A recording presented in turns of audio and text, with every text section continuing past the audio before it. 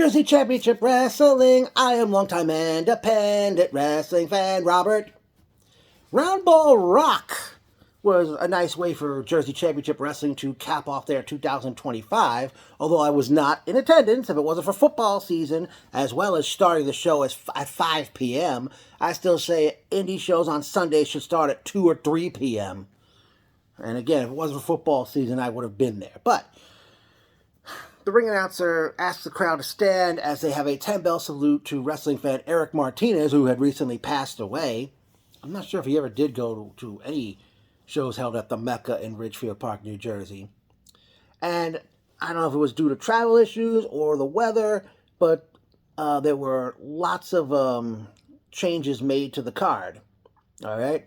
We open up the show with a Super J Cup qualifying match that happened. That tournament's happening February 6th and 7th, 2026. It was scheduled to be TNA star Rich Swann taking on Fancy Ryan Clancy. Well, Clancy came to the ring first. He came out to an instrumental version of The World Is Not Enough by the band Garbage. I think Clancy's a big James Bond fan, coming out to all the James Bond themes. I wonder if he used GoldenEye yet. Clancy ended up taking on Matt Makowski. There was some mat work early on in the matchup. Clancy used a move we don't see often on wrestling anymore, and that's a monkey flip. Mako did the classic Anderson hammerlock slam, a hammerlock into a body slam. I think Arn Anderson was known for that, or the late Ole Anderson. Clancy came back with a Mr. Perfect style snapmare neckbreaker, hooks Mako's arms in a butterfly clutch. Mako applied a cross arm breaker, I think once or twice. One point, Mako superplexed Clancy and then put him in a cross arm breaker, but he still didn't submit. Clancy ended up hitting a drop kick, and that's how the match ended. Clancy pinned Mako with a drop kick at 12 minutes, 34 seconds, and Clancy, hit a drop kick, and not many people win with a drop kick anymore. Okay, next up was hold on, folks. Next was another. Actually, by the way, by virtue of winning, Clancy won the. Clancy had won. Clancy qualified for the Jersey J Cup. That's what it is, not the Super J Cup, Jersey J Cup, which is happening February 6th and 7th, 2026.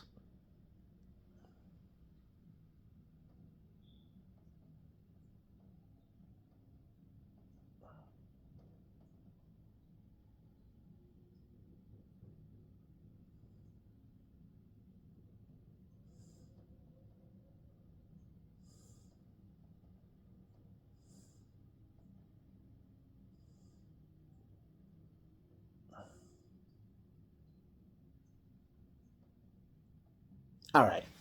Okay, next up we had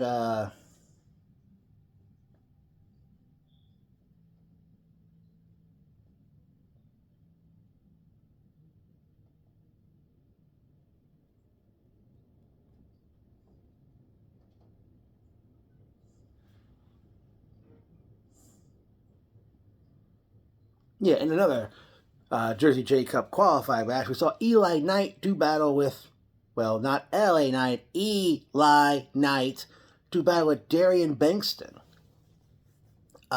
Some mat work to start out. Eli hit the spinning clothesline or lariato in the corner. Then he did a moonsault. Bankston came back, catches Eli during a dive, and puts a Rings of Saturn-like armbar move on the floor.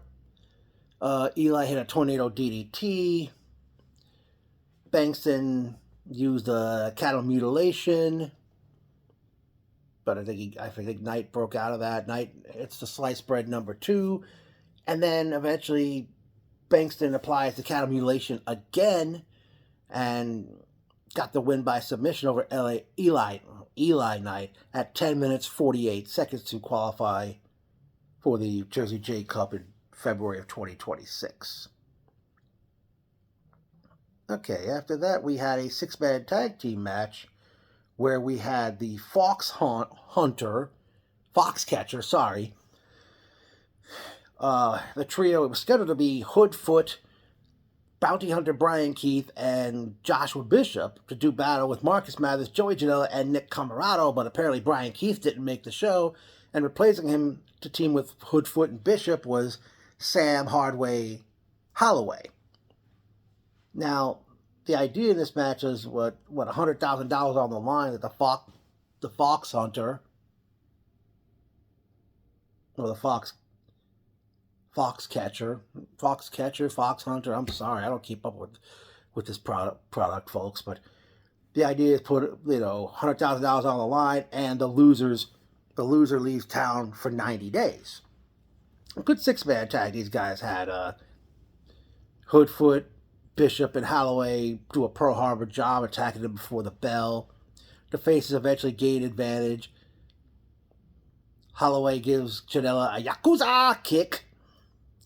Janela at that point was in peril, taking punishment. Mathers gets the hot tag. Gives Hoodfoot a German suplex.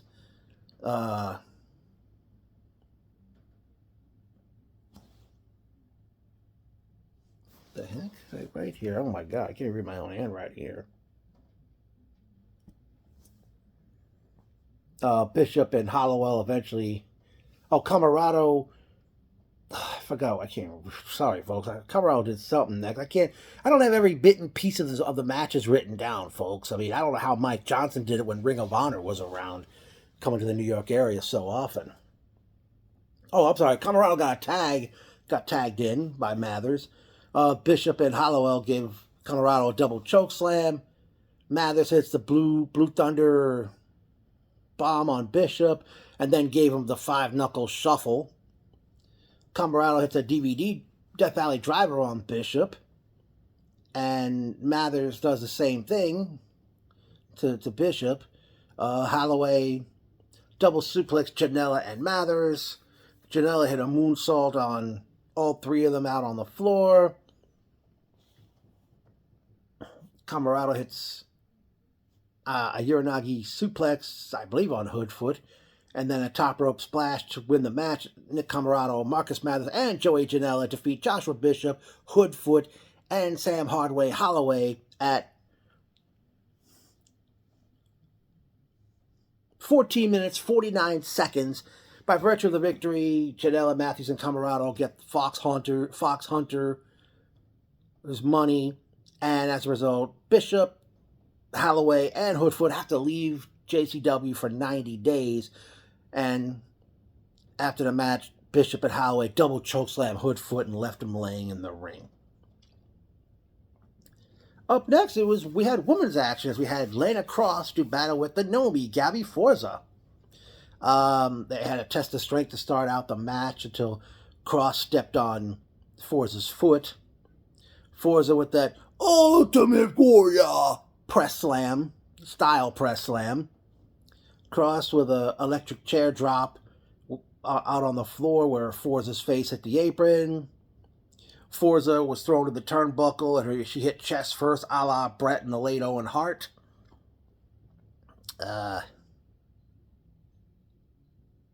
Forza eventually came back, hit the Oklahoma Stampede, followed by a Vader Bomb. Cross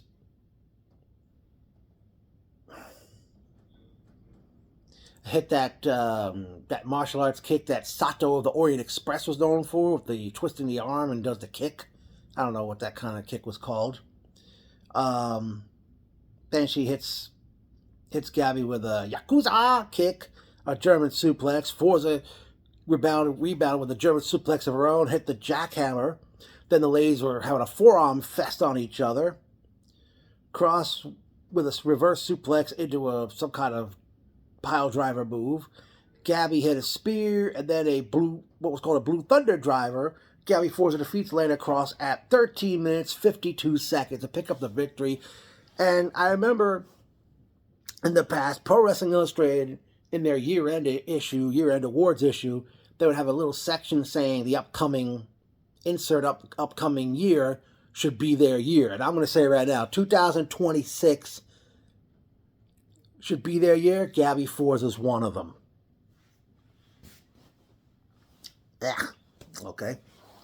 Next up, we have a match for the JCW Tag Team Championship as we see the Trash with the Stash, Bam Sullivan, and Bulldozer Matt Tremont, collectively known as Two Bald, as they did battle with challenge Jordan Oliver and Alec Price, YDNP. I remember Jordan Oliver was part of Young, Dumb, and Broke, so I don't know what the P stands for in YDNP, but the Two Bald dominate early. Bam hits a lariato on Price, who does a 360 job, as the late Gorilla Monsoon would say.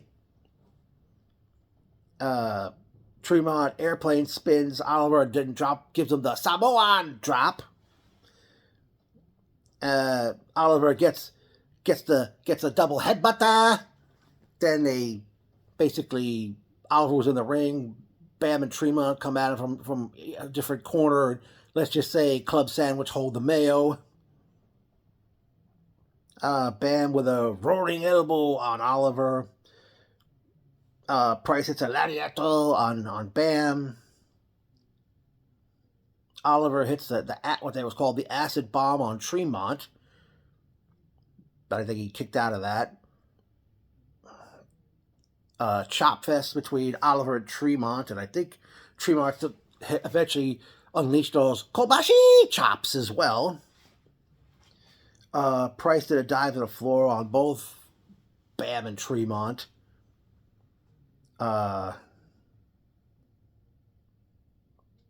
Price hit a blockbuster neckbreaker on Tremont in the ring. Eventually, Jordan Oliver and Alec Price, they hit an assisted acid bomb. YDNP defeat Two Bald at 13 minutes 56 seconds to retain the GCW Tag Team Championship. Price and Oliver took the microphone, talked about carrying indie wrestling, that Bam and Matt have carried indie wrestling on their backs, and now Oliver and Price are doing it. Okay.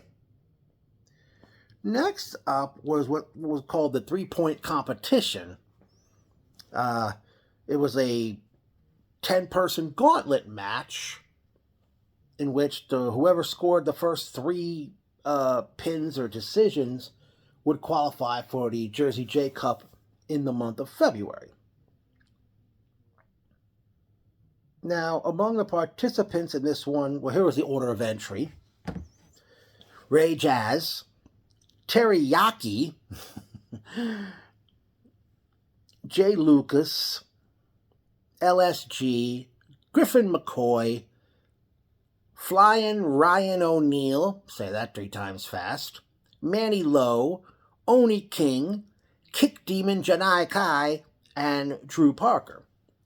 Now, they had 8 wrestlers advertised for this matchup, but it extended it to 10. And apparently, out of everybody that was advertised for this match, Gary J and Jake Parnell didn't make the show, apparently. Apparently did not make the show.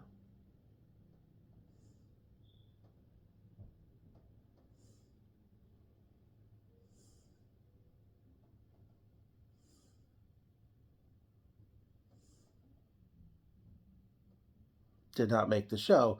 And there was one match that I guess got totally scratched and thrown out the window. It was scheduled to be it was the KO Getters versus Damaged Goods. The KO Getters, Janai Kai was going to be on that team. But I guess the match was canceled, I guess, because others didn't show up, and Kai was put in this match, this 10-person gauntlet. Well, I don't know what you say. It was like a gauntlet match. It wasn't a Royal Rumble match. It was a gauntlet. Basically, eventually, I couldn't keep track of all the action, but I know Teriyaki hit a tope con hilo out to the floor. I forgot who he landed on, but to sum it up, Teriyaki, Manny Lowe, and Griffin McCoy all scored pinfalls to qualify for this Jersey J Cup in February, and the match was 17 minutes 45 seconds. All right.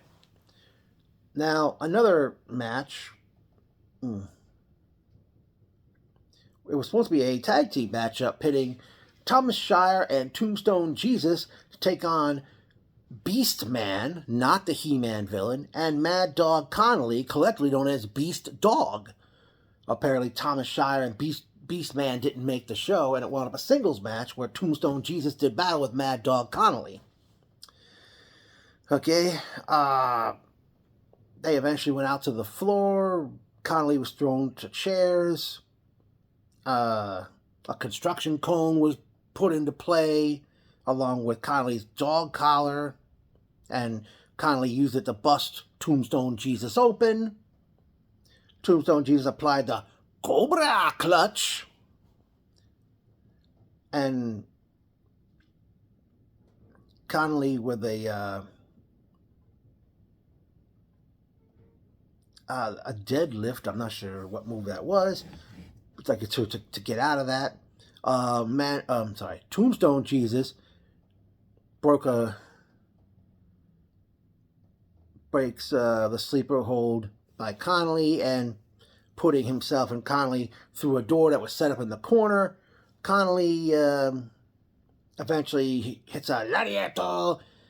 Mad Dog Connolly defeats Tombstone Jesus at 8 minutes 28 seconds.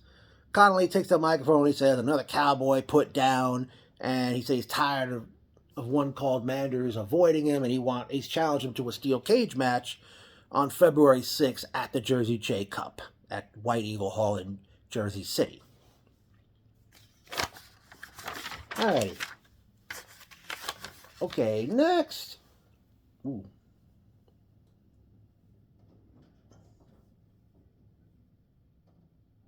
Alright, next up. It was what originally was going to be a tag team match pitting Valentina Rossi and Nikki XS, the letters XS, not X, the word XS, EXCESS.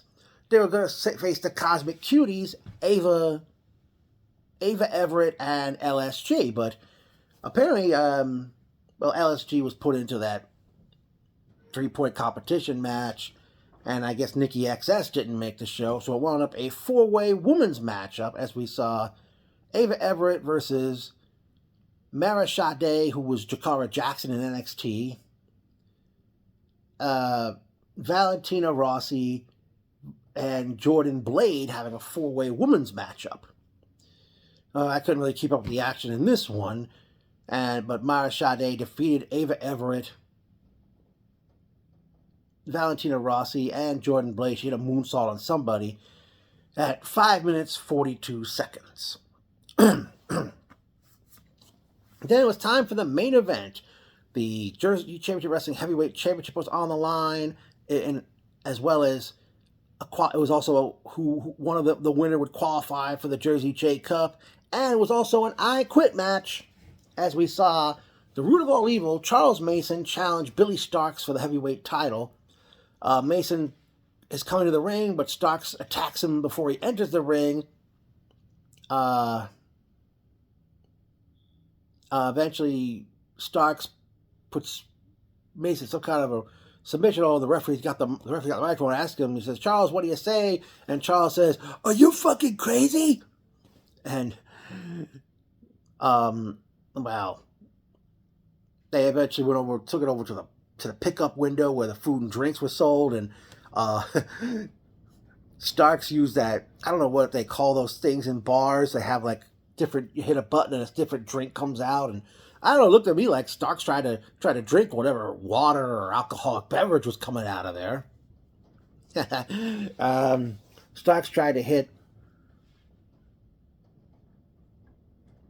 Eventually, Mason, I don't know how he got the advantage, but Mason had his shirt ripped up, and he tied Starks around, wrapped it around, choked Starks with it, and while it was around her neck, tied the end of the shirt to the ring post, but she managed to break free, and she was asked to quit. She kept saying no.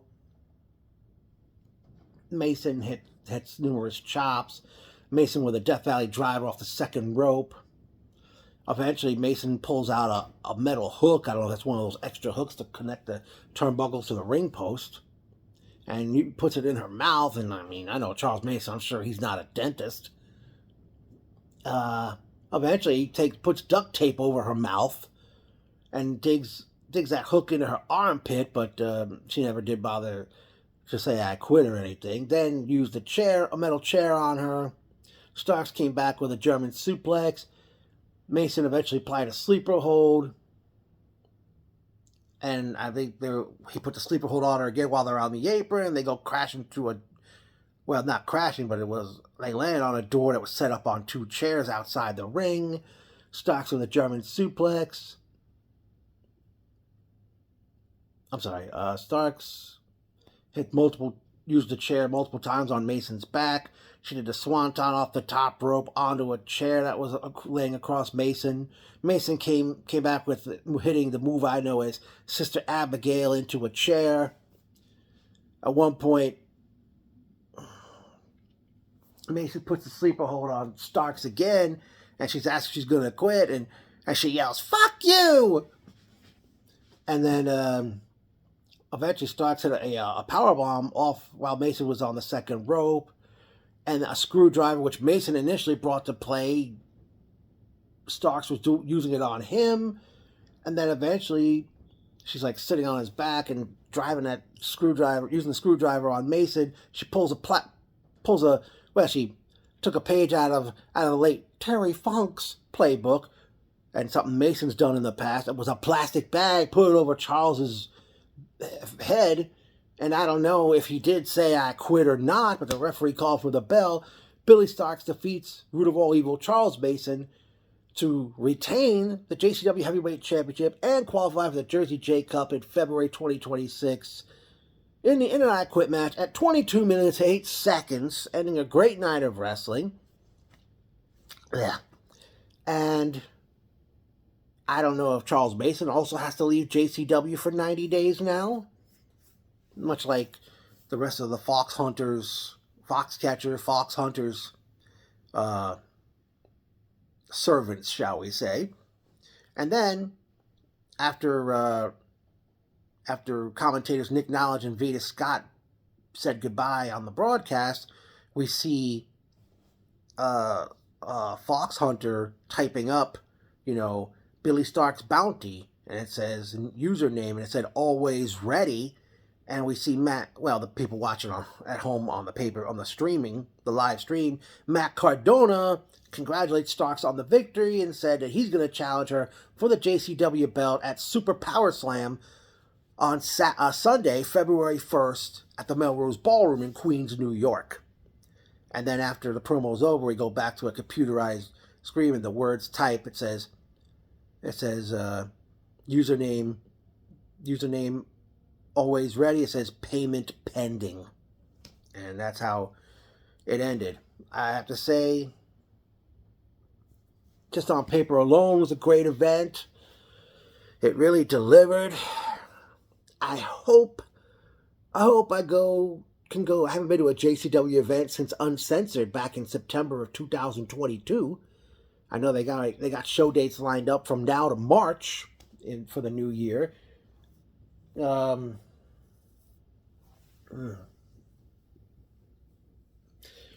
Sure, I should hope to do it because I don't know. I mean, I remember I was at Uncensored back in 2022, as I said. That was a great show, and I didn't bring my megaphone out. Brought my megaphone to the show, but I didn't bring it out to use it. So I don't know if I'll get. But I know I'll just plug the shows, even though we know about it. Again, Super Power Slam, Melrose Ballroom in Queens, New York, Sunday, February 1st at 7 p.m. I won't be able to make that. Friday, February 6th, and Saturday, February 7th, is the Jersey J Cup tournament. And as stated, on Friday, February 6th, Mad Dog Connolly takes on one called Manders in a steel cage match. No word about other matches. They said they'll be back in Ridgefield Park, New Jersey on... Hold that thought, folks. I'll get back to you shortly. Okay. My understanding is Jersey Championship Wrestling will return to Ridgefield Park, New Jersey, Sunday, March 22nd, as well as Sunday, April 26th. Of course, there's no show titles announced or what time those shows are going to start. But I definitely hope I can go see JCW again in the new year. But I'm not going to do if it's a 5 p.m. showtime, I'm not going to... If the showtime's going to start at 5, I'm not going to be able to do it on a Sunday. I'm not going to do a Sunday show during football season, of course. And I'm not going to do a show that starts at 5 p.m. knowing I got to work the next day. But definitely, JCW, they scored big on this one. Not surprisingly, based on how the show was on paper. Hopefully... Oh, also JCW, have you considered with having your own tag team championship, maybe even a women's championship as well? Because it seems like there's always like 1 or 2 women's matches nearly every JCW event. So, I hope you get a women's title, a tag team title, because obviously JCW, they really stepped up, especially with these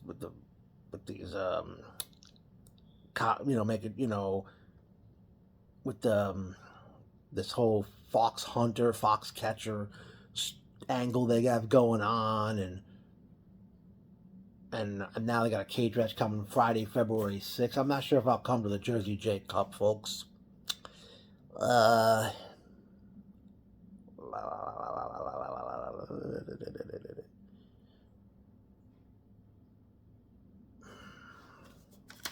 see if I can... Be interesting to see what the fox catcher, fox hunter does from this point on, now that the Bishop, Hoodfoot, and Holloway failed, and Mason didn't win the belt. Who's really going to be, next for Billy Starks, other than Matt Cardona, of course. So, I'll end it by saying, JCW, JCW, JCW, JCW.